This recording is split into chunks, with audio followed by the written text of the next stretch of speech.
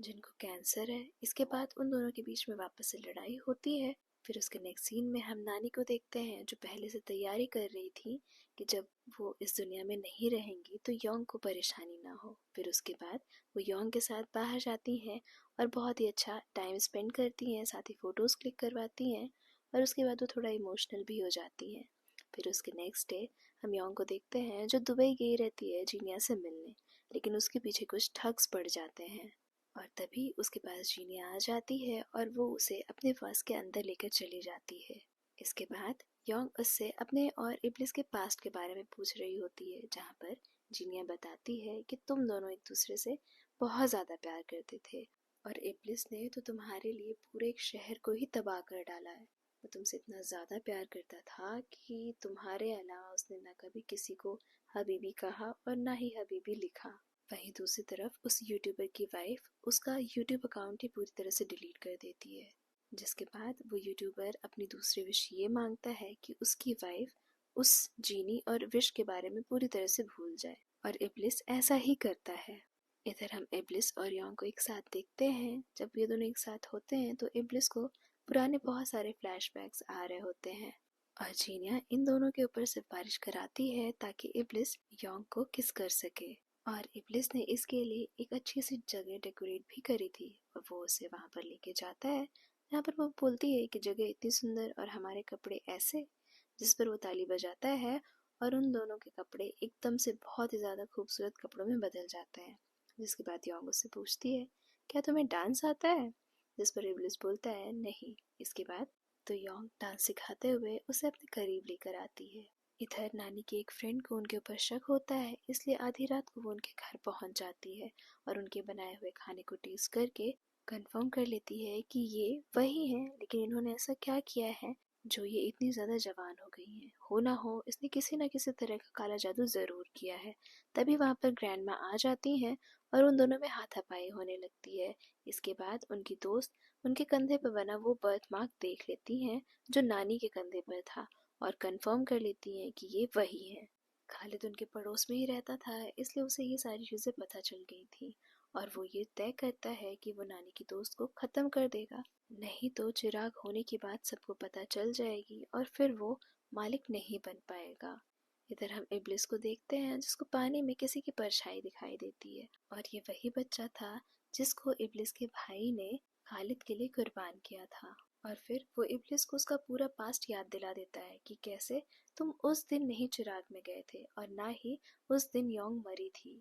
वो बताता है कि कायोंग ने उसके बाद एक लंबी जिंदगी गुजारी थी और 20 साल बाद तुम दोनों वापस से मिले थे और तुम उसे देखते ही पहचान गए थे कि ये वही लड़की है और तुम्हें प्यार तो उससे बहुत पहले ही हो गया था।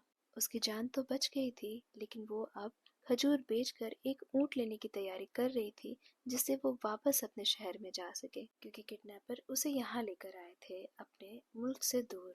और इब्लिस उसके सामने आते ही उसे ढेर सारे सोने के सिक्के देता है, जिसको देखकर वो बहुत ज़्यादा खुश हो जाती है और रात के टाइम अपनी सारी खजूरें मुफ्त में गरीबों को बांट देती है। और जब योंग ऊँट खरीदने जा रही होती है तभी उसके ऊपर कुछ लुटेरे हमला कर देते हैं और यहाँ पर भी उसे इब्लिस बचाता है और उन लुटेरों को ख़त्म कर देता है और उससे ये भी कहता है कि मैं सही सलामत तुम्हें तुम्हारा मुल्क ज़रूर छोड़ कर आऊँगा। फिर उसके नेक्स्ट सीन में हम देखते हैं कि योंग के नेबर में खालिद रहता था। वो अक्सर बहुत ज़्यादा बीमार रहता था तो योंग उसके लिए कुछ जड़ी बूटी लाया करती थी। खालिद उसके पीछे इब्लिस को भी देखता है और उससे कहता है कि तुम मुझे पूरी तरह से जीनी क्यों नहीं बना देते, जिस पर इब्लिस कहता है मैं ऐसा नहीं कर सकता हूँ, जिससे खालिद बहुत ज़्यादा चिढ़ जाता है। फिर नेक्स्ट सीन में हम देखते हैं कि इब्लिस योंग को लेकर अपने चिराग के अंदर आया था और अब वो लोग ज़्यादा टाइम चिराग के अंदर ही बिताते थे और साथ ही इब्लिस ने इज़राइल का एक पंख भी चुराया था, जिससे वो योंग के बारे में कुछ न कुछ उस चिराग के अंदर लिखा करता था। लेकिन फिर एक दिन एक आदमी उस चिराग को घिसकर इब्लिस को बुलाता है और उससे अपनी पहली विश ये मांगता है कि मुझे बहुत ज़्यादा अमीर बना दिया जाए। इब्लिस ऐसा ही करता है, लेकिन उसके बाद भी उस आदमी को इज्जत नहीं मिलती है और इसलिए वो इब्लिस से अपनी दूसरी विश ये मांगता है कि जो लोग भी उसे नफरत की नज़रों से देखते हैं वो सब के सब मर जाएं। और इब्लिस ऐसा ही करता है, उसकी दूसरी विश पूरी करता है। फिर उसके बाद एक दिन वो आदमी योंग के पास पहुंचता है और उसे ढेर सारे पैसे देने की बात कर रहा होता है, लेकिन योंग मना कर देती है। कहती है मैं अपनी मेहनत का ही खाती हूँ, और इसलिए उससे बदला लेने के लिए वो वापस से इब्लिस को बुलाता है अपनी तीसरी ख्वाहिश पूरी करने के लिए। और वो अपनी तीसरी विश में ये कहता है कि इस लड़की को मेरा बना दिया जाए, क्योंकि मैं इसे पैसे से नहीं खरीद पा रहा हूँ। और इब्लिस ना चाहते हुए भी उसकी ये विश पूरी करता है।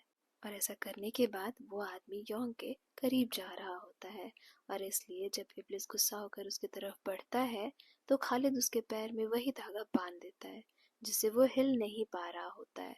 और साथ ही ये भी बोल देता है कि ये लड़की इस शैतान से प्यार करती है, जिससे वो आदमी बहुत ज़्यादा गुस्सा होता है और योंग को एक तलवार से स्टैब कर देता है। और इब्लिस जब ये देखता है कि योंग मरने वाली है और इस इंसान की तो सारी विशेस पूरी हो गई हैं और मैं इसका गुलाम नहीं हूँ, तो वो वहाँ खड़े हुए सभी लोगों से ये बोलता है कि जो कोई भी इस चिराग को घिस कर सबसे पहली विश ये मांगेगा कि योंग को जिंदा कर दो, उसे मैं दुनिया की सारी चीज़ें दूंगा और सबसे ज़्यादा अमीर भी बना दूंगा। लेकिन लोग तो बहुत ज़्यादा लालची होते हैं। उसमें से एक आदमी उस चिराग को घिसता है और पहली विश ये मांगता है कि मुझे सबसे ज़्यादा अमीर बना दो, और दूसरी विश ये मांगता है कि मुझे दुनिया भर का खजाना दे दो। तीसरी विश मांगने के पहले इब्लिस उससे मिन्नतें करता है कि तुम प्लीज़ इसकी जान बचा लो, इसके बदले में मैं सारी चीज़ें तुम्हें दूंगा, सब कुछ ला के दे दूंगा। लेकिन वो आदमी कुछ भी नहीं सुनता है। साथ ही अपनी तीसरी विश ये रखता है कि इस शहर में तुम सोने की बारिश करवा दो। ना चाहते हुए भी इब्लिस ऐसा ही करता है और योंग मर जाती है। योंग के मरते ही इब्लिस पूरी तरह से पागल हो जाता है और वो इस शहर को पूरी तरह से तबाह कर देता है। और यही वो वजह थी जिसकी वजह से इब्लिस को इतने सालों तक उस चिराग में कैद होना पड़ा था। इब्लिस को ये सब बताने के बाद उस बच्चे की सोल आराम से हेवन चली जाती है। वहीं हम दूसरी तरफ हम योंग के घर पे बहुत सारे लोगों को देखते हैं जो वही लेडी लेकर आई थी और वो नानी की सच्चाई सबको बताना चाहती थी। और जब घर पर योंग और नानी नहीं मिलती हैं तो वो लेडी कहती हैं खेतों की तरफ जाने के लिए। और जब वो लोग खेतों की तरफ जा रहे होते हैं तभी खालिद का आदमी अपनी कार से उस लेडी को हिट कर देता है। इब्लिस और योंग को जब ये पता चलता है कि नानी वहाँ पर सेफ नहीं है तो वो उन्हें चिराग में लेकर आते हैं। इसके बाद वो लोग उस बैंक में जाते हैं और सारे पैसे निकालने के बाद उस एम्प्लॉय के पास जाते हैं जिसने ये विश मांगी थी कि योंग के सारी दौलत सारे पैसे उसके हो जाएं। और योंग उसे ये सारे पैसे देने के बाद उस लड़की की आखिरी विश खरीद लेती है। इधर हम उस यूट्यूबर की वाइफ को देखते हैं जो बहुत ज़्यादा रो रही थी क्योंकि उसका चैनल डिलीट हो गया था और अब उसे याद ही नहीं था कि उस चैनल को उसी ने डिलीट किया था। और ये सब देखकर उस लड़के को बहुत ज़्यादा गिल्ट हो रहा था, इसलिए वो ये फ़ैसला लेता है कि अपनी तीसरी विश वो इसकी खुशी के लिए यूज़ करेगा पापा को ठीक करने में, और ऐसा ही करता है। और जब इस लड़की को पता चलता है कि पापा का कैंसर ठीक हो गया है, वो बहुत ज़्यादा खुश होती है और इसे गले से लगा लेती है। और साथ ही साथ उसे यूट्यूब का पासवर्ड भी याद आ जाता है, जिसके बाद उन दोनों की लाइफ वापस से ट्रैक पे आ जाती है और खुशी से भर जाती है। इधर खालिद अपने डैड को मार डालता है और साथ ही इब्लिस को उसी काले धागे से कैद कर लेता है। और उसके बाद वो योंग के पास जाता है अपने सारे आदमियों को लेकर उसे डराने धमकाने के लिए, और उसे कह रहा होता है कि तुम अपनी आखिरी विश मांगो और इब्लिस को अपने से आज़ाद करो। लेकिन ऐसा कुछ भी नहीं करती है योंग, और वो अगले ही पल वहाँ से गायब हो जाती है और पहुँच जाती है सीधा इब्लिस के पास। ये ऐसा इसलिए हुआ था क्योंकि उसने उस लड़की से, उस एम्प्लॉय से उसकी तीसरी विश खरीद ली थी। इब्लिस के पास पहुँचते ही वो उस धागे से उसे आज़ाद करती है और इब्लिस उन धागों से अपनी तलवार को और ज़्यादा मजबूत करता है और साथ ही अपने भाई के पास जाता है। इधर हम देखते हैं कि इज़राइल एरम के ज़रिए उस चिराग को खालिद को दे देता है और खालिद उसके अंदर से उसकी ग्रैंडमा को और मिंजे को बाहर निकाल देता है। लेकिन उन लोगों को प्रोटेक्ट करने के लिए जो सईद था वो वापस से शेर में बदल जाता है और खालिद के लोगों से लड़ने लगता है।